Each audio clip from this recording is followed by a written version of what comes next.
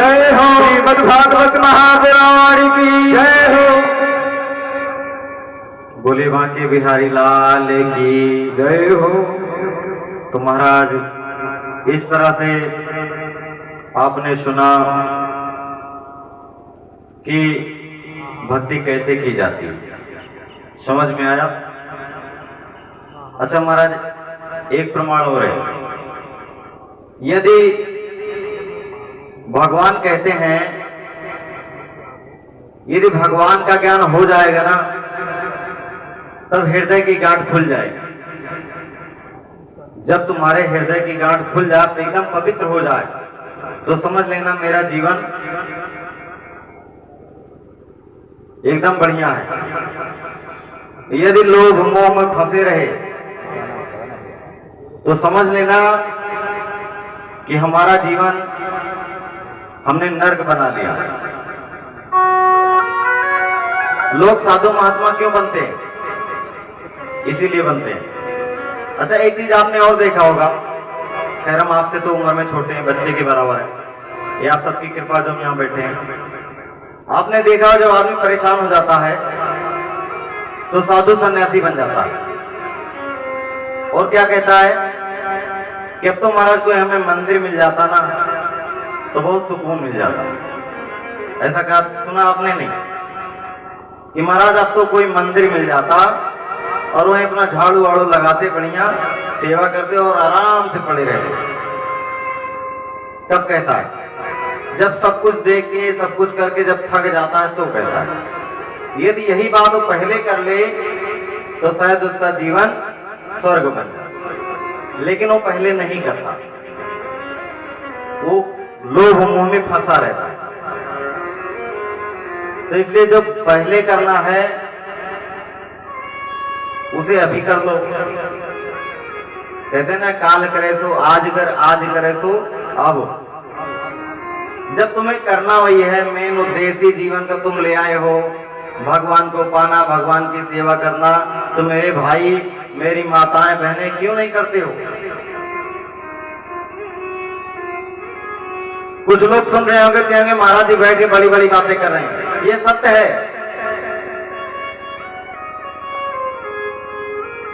कोई नहीं है किसी का। अभी तुम पैसा कमाना छोड़ दो, तुम्हें तुम्हारी पत्नी तक छोड़ देगी। केवल 1 साल बैठ जाओ बस। तुम मेरे कहने से 1 साल बैठ जाओ, गालियां तक लोग देने लगेंगे।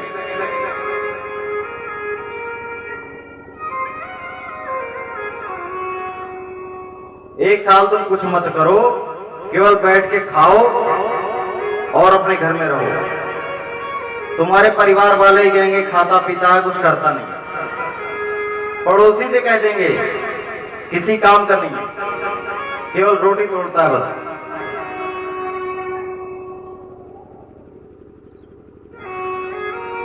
तो महाराज जब हृदय की गांठें खुल जाए ना, तो समझ लेना हमारा जीवन धन्य हो गया। तो आइए, कहते हैं महाराज भगवान के प्रधान 24 अवतार हैं। कौन कौन से? नंबर 1 शनकादि कुमार। शनकादि कुमार भी भगवान ही हैं। और नंबर 2 वराह भगवान। वराह भगवान भी भगवान के रूप हैं, और रूप ही नहीं, प्रधान रूपों में एक हैं। और नंबर 3 देवर्षि नारद। देवर्षि नारद भी भगवान ही है। और चौथा नर नारायण भगवान। नर और नारायण, नर में ही नारायण है। नर मतलब हम आप सब, ये सब भी भगवान के अवतार हैं। भगवान ने ही जन्म दिया है। अभी पीछे बताया ना कि हम उसकी ही संतान हैं। ये तो हमने अपना जीवन खुद ही नरक बना रखा है। भगवान ने तो हमें अपनी तरफ से बहुत बढ़िया बना के भेजा था कि जाएगा, अच्छा कर्म करेगा, दुनिया इसको पूजेगी। लेकिन तुमने ऐसा क्या कर रखा है जो तुम किसी और को पूजते हो? तुम्हारी पूजा क्यों नहीं हो रही है? तो महाराज पांचवा नंबर कपिल भगवान और छठा दत्तात्रेय महाराज। दत्तात्रेय महाराज भी भगवान के अंतर्गत आते हैं। और महाराज सातवां यज्ञ नारायण भगवान, जो यज्ञ होती है ना हवन, जिसमें जो 7वें दिन होगी, हवन कुंड बनेगा, यज्ञ होगी, वो भी भगवान है। यज्ञ की पत्नी दक्षिणा है। कहते ना यज्ञ कराओ तो दक्षिणा जरूर दो, बिना दक्षिणा के यज्ञ सफल नहीं है।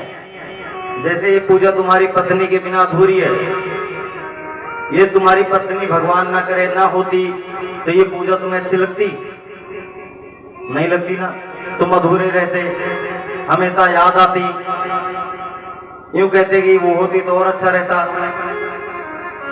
तो भगवान के यहां से नियम है कि पति जब भी सुशोभित है जब उसकी पत्नी है, और पत्नी भी जब सुशोभित है जब उसका पति है। जोड़ा जोड़ा होता है। कोई मित्र को ही ले लो, यदि हमेशा साथ में रहें और किसी दिन वो अकेले निकल पड़े तो 4 लोग कहेंगे अरे भैया तुम्हारा मित्र कहाँ गया, भैया क्या बात है, कोई काम था? नहीं भैया दोनों चलते थे, बड़ा अच्छा लगता था, आज अकेले जा रहे हो, क्या बात है, कोई बात हो गई? तो कहते हैं महाराज 8वां ऋषभदेव भगवान और 9वां पृथु महाराज पृथु, ये भी राजा हुए थे। आगे कथा वर्णन आएगा इन सभी का। और मत्स्य अवतार, भगवान ने मछली का भी अवतार लिया था, मत्स्य अवतार। और कच्छप, कछुए का, जो जल में कछुआ रहता है। और महाराज धनवंतरी और 13वां मोहिनी रूप। और 14 नंबर नरसिंह भगवान, आधे नर थे आधे सिंह थे, नरसिंह भगवान। और 15वां वामन भगवान और 16वां परशुराम भगवान और 17वां व्यास भगवान, वेद व्यास जी। और महाराज 18वां पुरुषोत्तम श्री रामचंद्र जी। और 19 नंबर बलराम जी, कृष्ण जी के बड़े भाई बलराम जी महाराज, ये भी शेषा अवतार थे। और 20वां नंबर आता है कृष्ण जी का, कृष्ण जी का अवतार 20वें नंबर पर हुआ। और महाराज 21 नंबर पे स्वामी हरि। और 22वां हंसा अवतार। और 23 नंबर पे बुद्ध भगवान। बुद्ध भगवान हमारे हैं। आजकल बौद्ध भी लोग जानते हैं, बौद्ध सब जानते हैं, बुद्ध कोई नहीं जानता।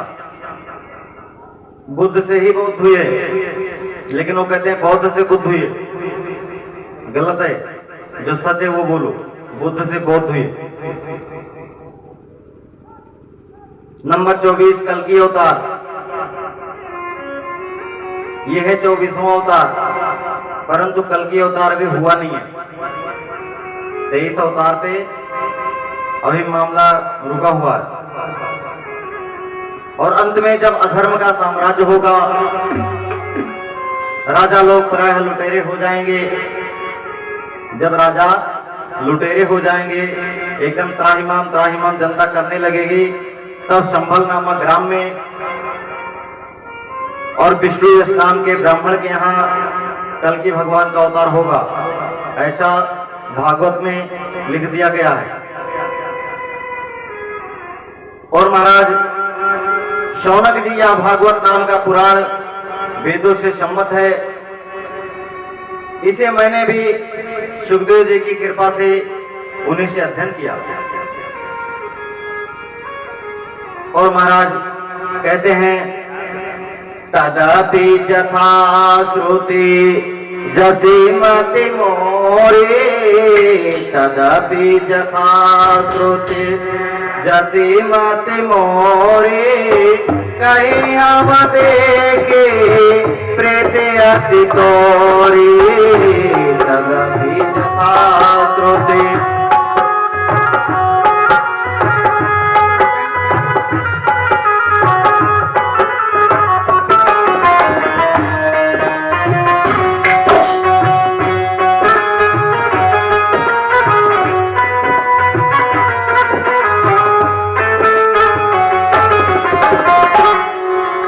कहते हैं महाराज, मैं जैसा सुना हूं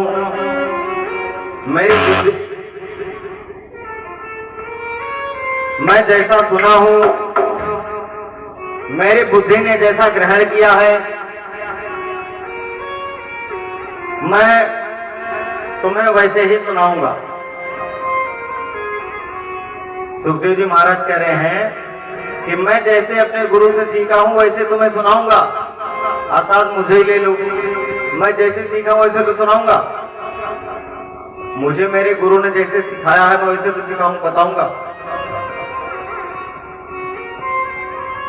देखो, ज्ञान पूर्ण किसी का नहीं है, अधूरा ज्ञान सबका है और ज्ञान कभी समाप्त नहीं होता। कुछ लोग कहते हैं महाराज तो ये नहीं बताए, महाराज तो वो नहीं बताए। हो सकता है महाराज को जो आता हो आपको ना आता हो, जो आपको आता हो महाराज को ना आता हो, ऐसा भी हो सकता है, क्योंकि ज्ञान हर एक के पास है। अब जरूरी नहीं जो ज्ञान हम में हो तुम में भी हो, और जो तुम में हो हम में हो। यदि ऐसा है तो फिर हमारे और आप में कोई फर्क नहीं है।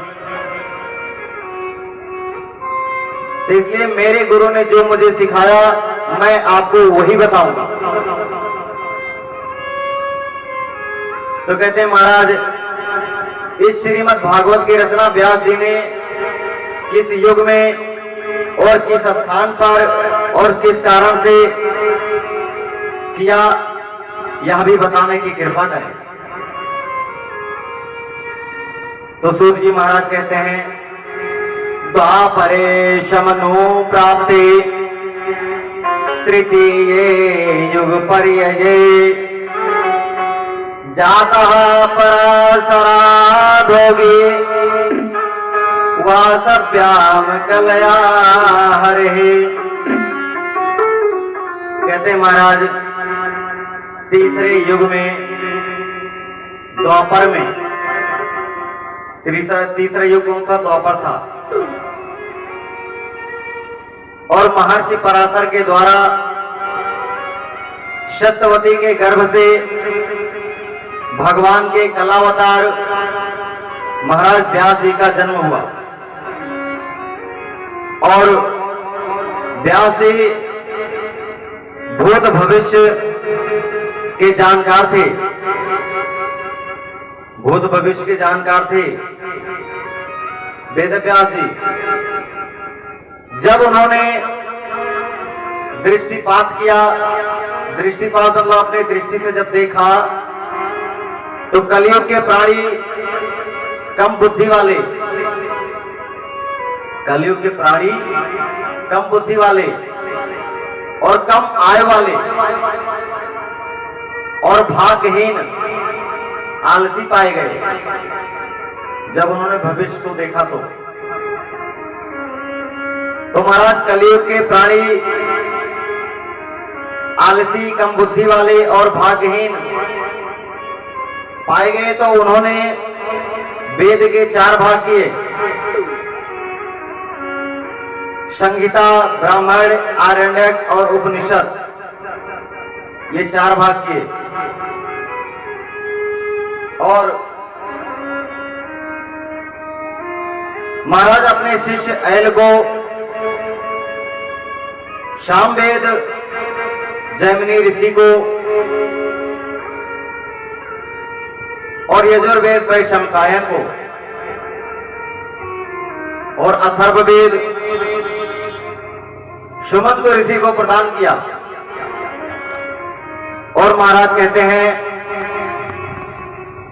स्त्री शूद्र द्विज बंधु नाम त्रयी ना श्रुति गोचरा। और महाराज जब देखा स्त्री शूद्र अधम ब्राह्मणों का वेद में अधिकार नहीं है, तो वेदों के अर्थ के रूप में महाभारत नामक 1 लाख श्लोक इतिहास की रचना की। और महाराज इतने पर भी व्यास जी को संतोष नहीं हुआ। 1 लाख श्लोक वाला महाभारत का रचना कर दिया, परंतु इतने पर भी उनको संतोष नहीं हुआ। तो महाराज विचार करने लगे।